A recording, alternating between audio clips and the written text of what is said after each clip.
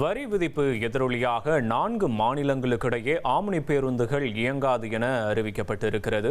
விவரங்களை செய்தியாளர் சசிதரன் வழங்க கேட்போம். சசிதரன், வணக்கம். எவ்வளவு நாட்களுக்கு இந்த பேருந்துகள் இயங்காதுன்னு அறிவிக்கப்பட்டிருக்கு? முழுமையான விவரங்களை பதிவு பண்ணலாம்.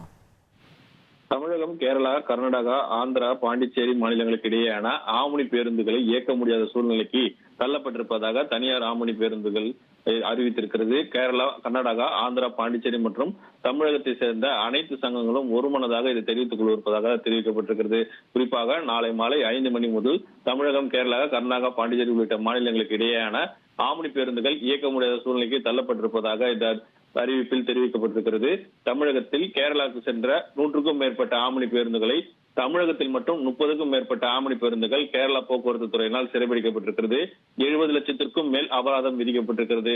கடந்த 7 நாட்களாக கர்நாடகா போக்குவரத்து துறையும் தமிழக பதிவு எண் கொண்ட 60க்கும் மேற்பட்ட ஆம்னி பேருந்துகளை தடுத்து நிறுத்தி 1.15 கோடி அளவில் அபராதம் விதிக்கப்பட்டிருக்கிறது.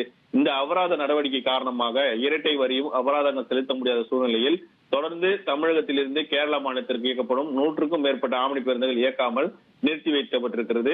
இந்த இரு மாநிலங்களுக்கு இடையேயான பொது போக்குவரத்து பாதிப்படைந்திருக்கிற நிலையில் தமிழகத்திலிருந்து ஐயப்பன் கோவிலுக்கு செல்லும் தமிழக பயணிகளும் மிகுந்த பாதிப்புக்கு ஆளாக்கப்பட்டிருக்கிறார்கள். இந்நிலையில் நாளை மாலை 5 மணி முதல் தமிழகம், கேரளா, கர்நாடகா, பாண்டிச்சேரி உள்ள மாநிலங்களுக்கு இடையேயான ஆம்னி பேருந்துகள் இயக்க முடியாத சூழ்நிலைக்கு தள்ளப்பட்டிருப்பதாக தனியார் ஆம்னி பேருந்துகள் தெரிவிக்கப்பட்டிருக்கிறது.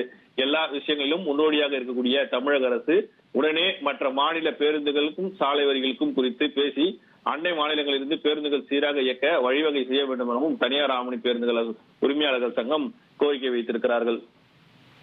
விவரங்களுக்கு நன்றி சசிதரன்.